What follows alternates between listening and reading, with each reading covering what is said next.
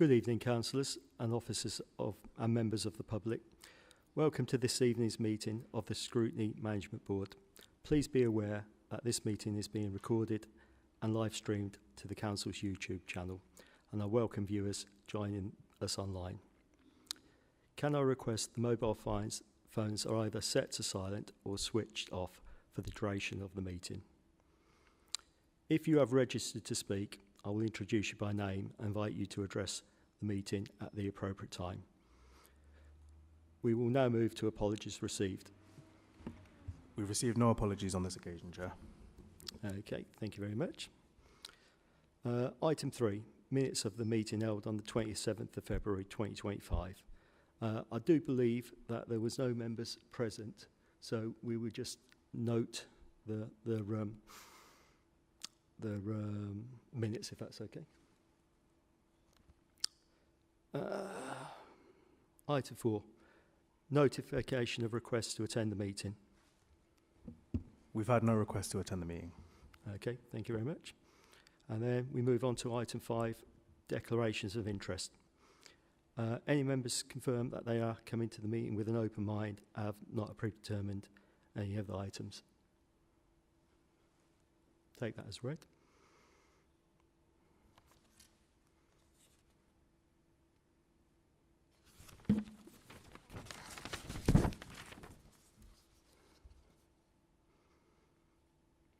Item 6, welcome, introductions and overview of Scrutiny Management Board. I'll invite Chris Stevenson to introduce. Thank you, Chair, and good evening, members. This is the first meeting of the Scrutiny Management Board for this municipal year since the elections and since annual council on the 22nd of May.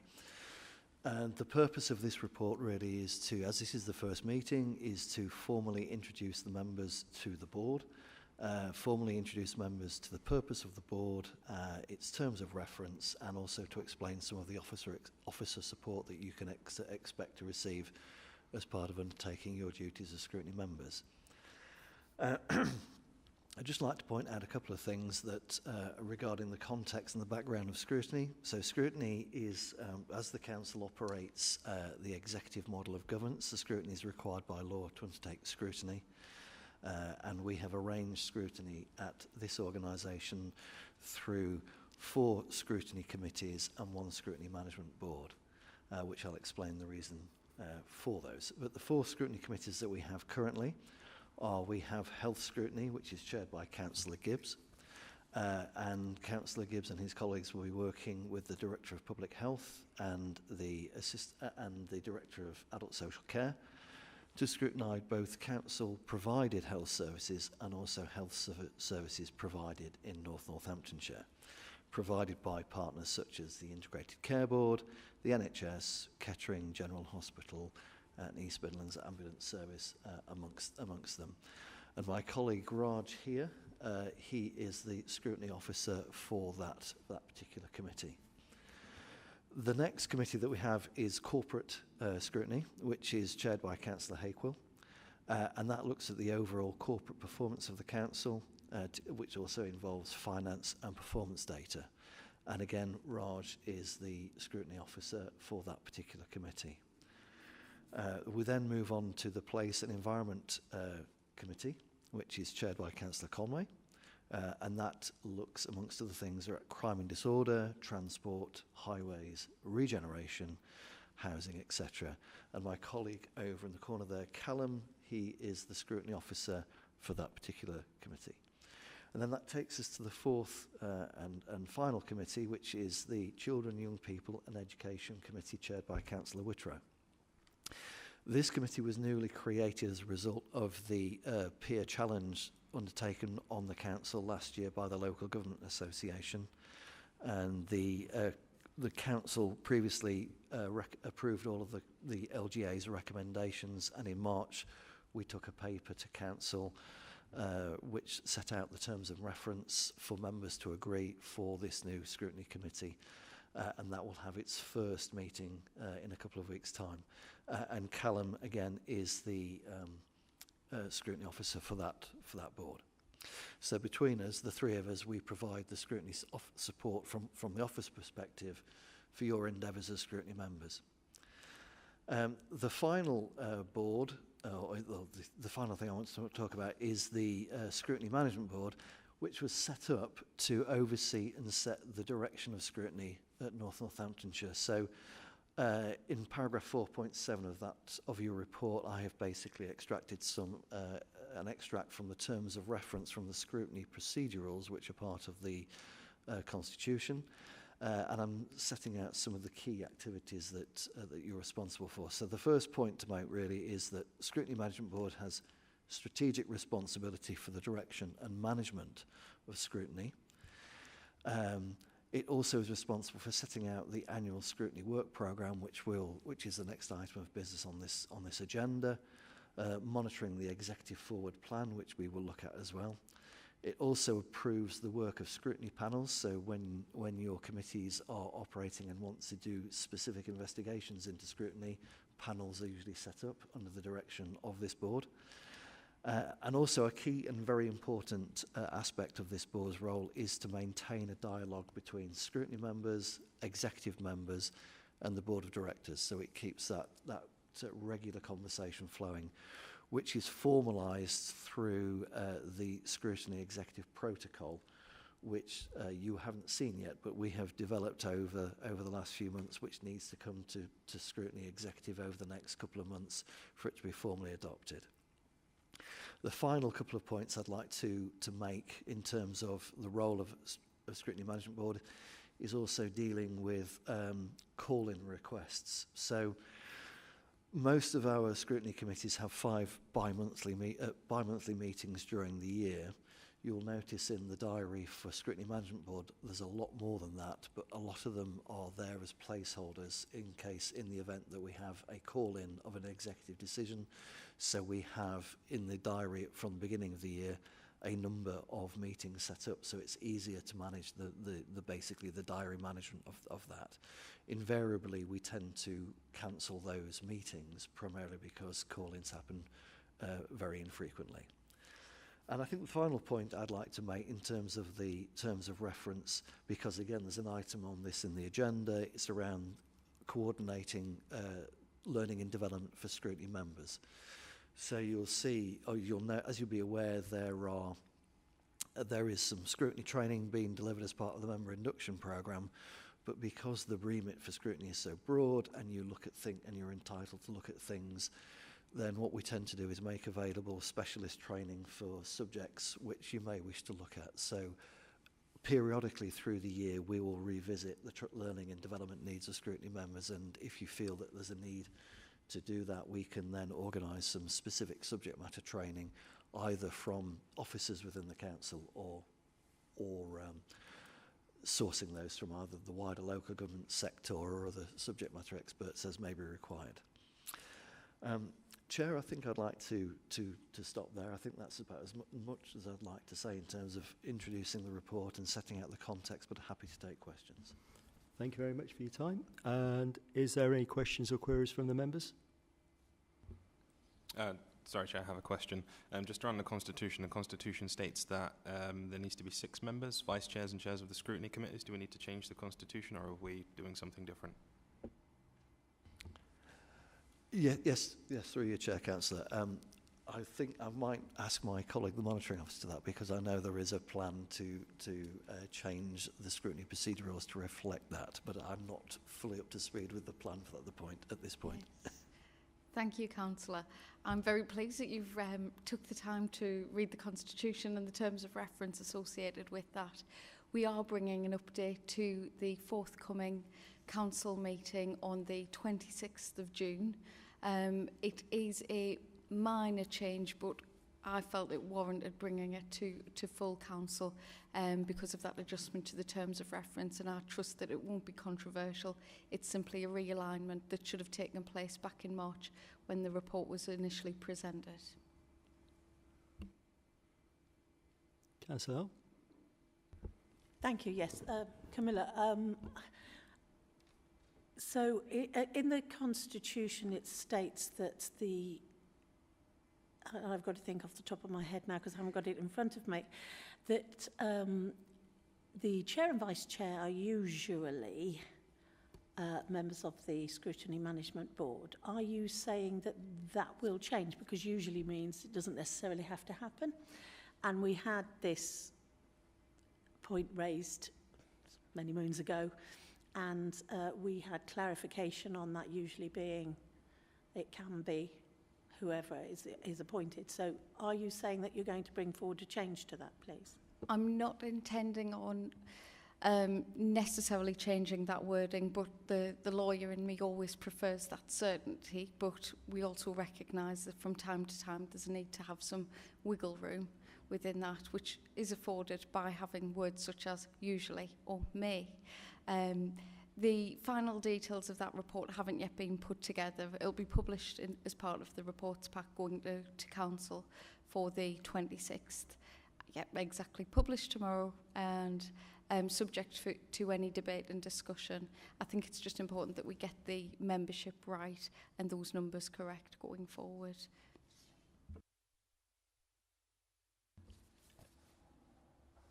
Any more questions or queries? Okay.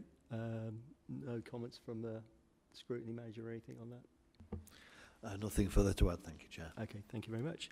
So I will then request the committee to approve the recommendations stated in section 3.1 of the report.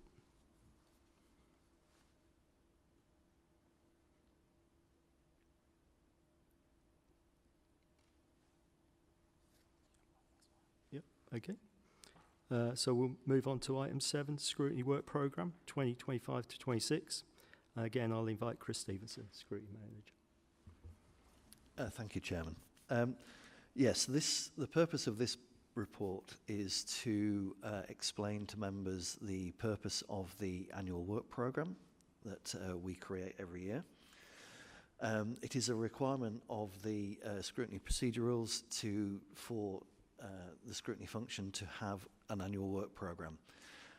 What we tend to do is that this Scrutiny Management Board has responsibility for developing that, as I referred to in the previous item, and it is done in collaboration with the 4 scrutiny committees, and it will steer the work of scrutiny over the coming year. I think the key point to make regarding work programming is it's a very dynamic activity. So we review it every year. We review it at every meeting, and it is amended as necessary. It is amended to reflect issues that emerged through the course of the year. What I have done with today's report is attached a first draft as Appendix A. So that is the first draft of the work programme for the year. And what we have done in creating that is by reviewing the history of running the scrutiny committees over the last couple of years, that they tend to be standard items or standing items that come. So performance reports, budget monitoring reports, etc. from the council's perspective, but also Children's Trust, they generate performance reports and they come to the appropriate scrutiny committee to do that. So, but what I'm conscious of is that we have created a first draft work programme, which is very much based on standing items and our interpretation of what that would be. Scrutiny works best when members are involved in the development of that plan, and that way we can then bring out issues of community interest and political priorities into the mix for scrutiny.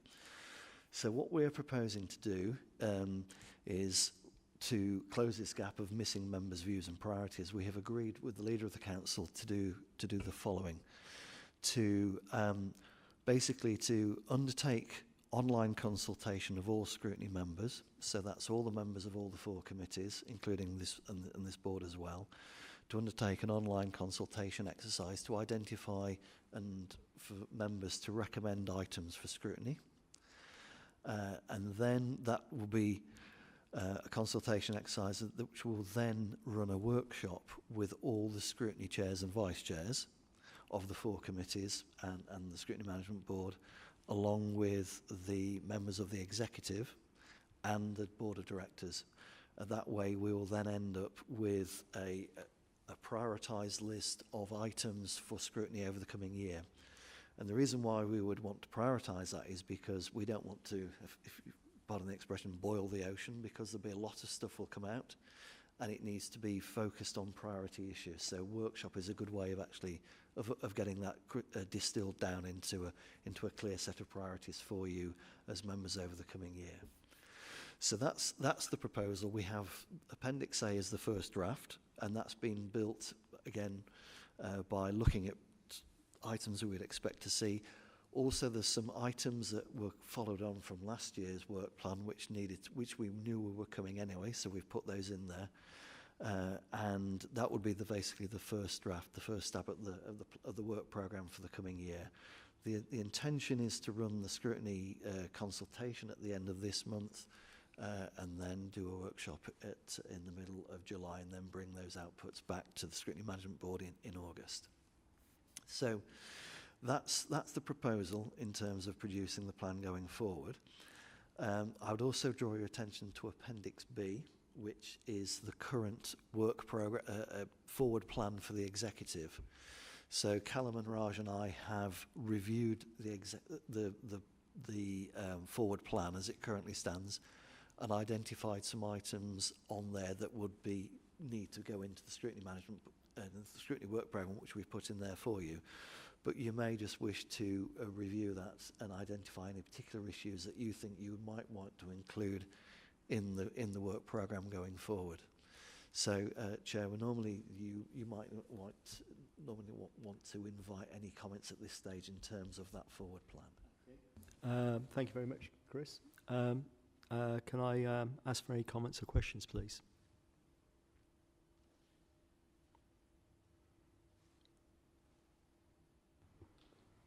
Excuse me, Chair. Yeah. Thank you, Chair.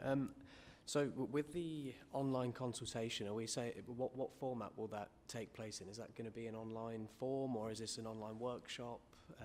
Just curious to that. Just I mean, in terms of what's on the forward plan at the moment, I mean, I think I have no comments in terms of what needs to be moved or shifted around, but it'd be interested to see how we feed into future.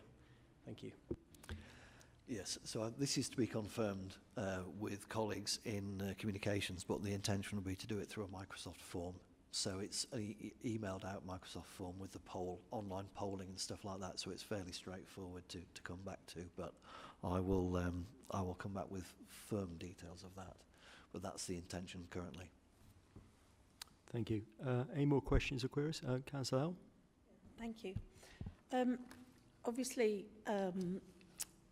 sending out a poll to relatively new councillors, should I say, could be quite challenging, because a lot of new councillors may well not fully understand the level of work and what comes through the council. So are you thinking of maybe having a follow-up? If you do one now early on, obviously members will gain a lot more experience as they go down the line and have a greater understanding of, actually, do I need to bring something in that I hadn't thought of sort of 12 months ago or whatever. I think it would be wise to perhaps review that after a certain period of time to make sure that members are up to speed with everything that pretty much goes on within the council, but also they may have differing views as to what they would like bringing forward. Thank you. Through you, Chair. Yep. Yes, that's an excellent point. Obviously, we'll send out some contextual information with and to help members. The intention is to get the best outcome. So the support that we need to give to members to help them do that is absolutely fine. We'll do that. Yes. Thank you. Yeah. Any more questions or queries? No comments? Chris, no comments from you? No further comments. Okay. Thank you, Chairman. Thank you very much. So in that case, I will request the committee approves the recommendations as stated in section 3.1 of the report. Could I have a proposer and a seconder, please? Proposer Whitrow and seconder Councillor Williams. Right, thank you. And so we'll take that, that's done, and we'll move on to item 8, training for scrutiny members. And again, invite Chris Stevenson to introduce it. Thank you, Chairman. Chair, if I may. Forgive me if I'm wrong. Should we not be voting on these? Not just getting a proposer and a seconder? Do we need to do a vote on this? I thought yes, you can, but I thought we had it proposed. Okay, Yes. yeah. Okay, yeah, we can Thank do you. a vote. Yep, sorry. Can we have a vote on this then, please? Yeah, it's carried then. Thank you very much. And so we'll go on to item 8, training for scrutiny members. Again, I invite you, Chris. Thank you, Chairman. So as I mentioned in the first item, within Scrutiny Management Board's remit, there is a requirement to coordinate training for scrutiny members. So as part of the wider induction programme, we are providing a wide range of training events, but scrutiny is amongst that. Now, we are doing scrutiny training in two modules for this induction. Introduction to Scrutiny is the first module, which is on the 19th of June, which will be repeated on the 24th of June. And the second phase, and that's all very much about setting out what scrutiny is.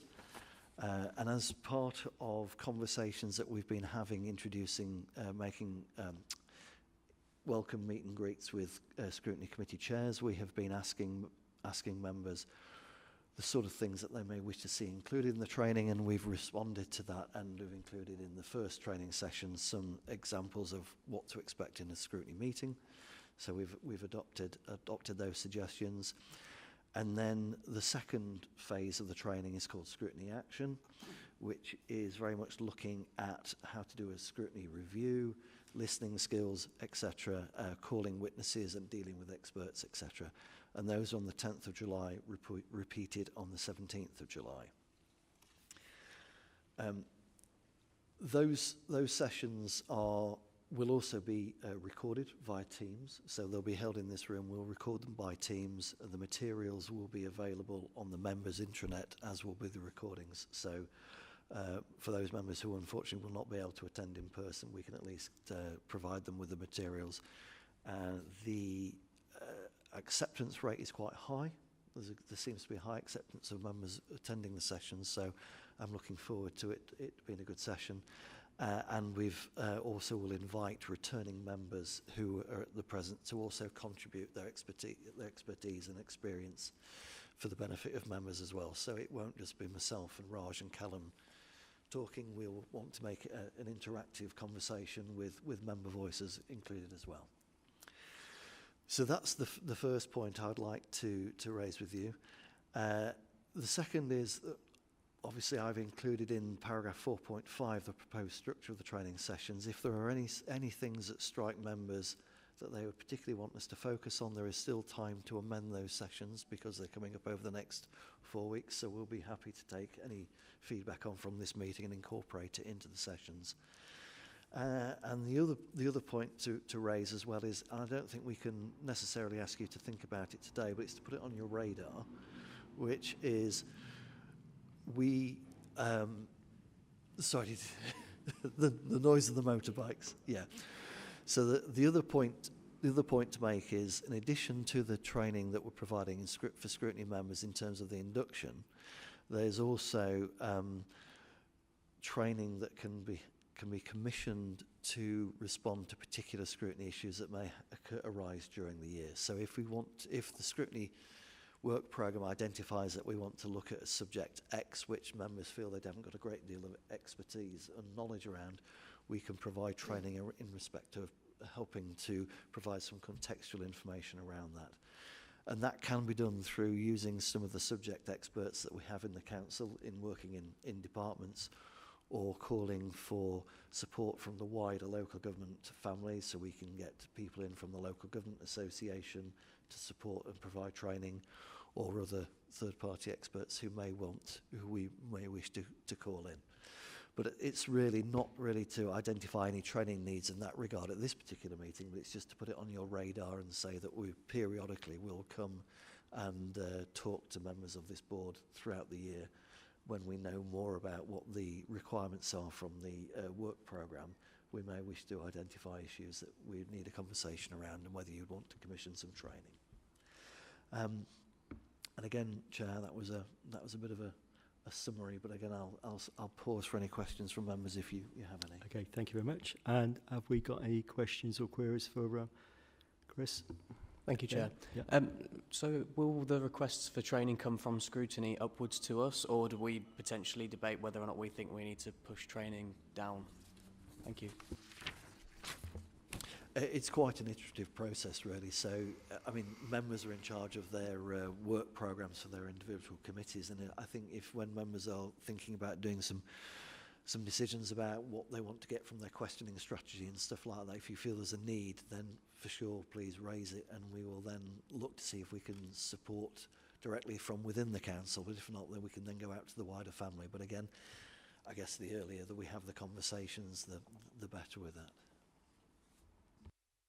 Councillor? Yeah, thank you very much. Looking forward for the training. I note that in the second session, the final point on there is the call-in process. I would suggest that that's a really, really important part of the training, so that members are aware early on, I would say, of that call-in process. Let's not forget we've already had one executive, and there is an opportunity that somebody may wish to call something in. If we've had no training on the call-in, and it's not going to be until sort of the mid-July, maybe that needs to be thought about. Yeah, Chris? I do actually, in the first session, we will reference call-in, but that's a good point, well made, and I will make sure that comes further up in the training session on the yeah. Any more questions or queries? Okay, so I'm going to request the committee approves the recommendations as stated in section 3.1 of the report. Can I have a proposer and a seconder? Councillor? Okay, and can we have a vote then, please? I'd say that was carried then, and thank you very much. Okay, don't think there's anything else, so I think we'll close this meeting at what's the time? 19:27. Okay.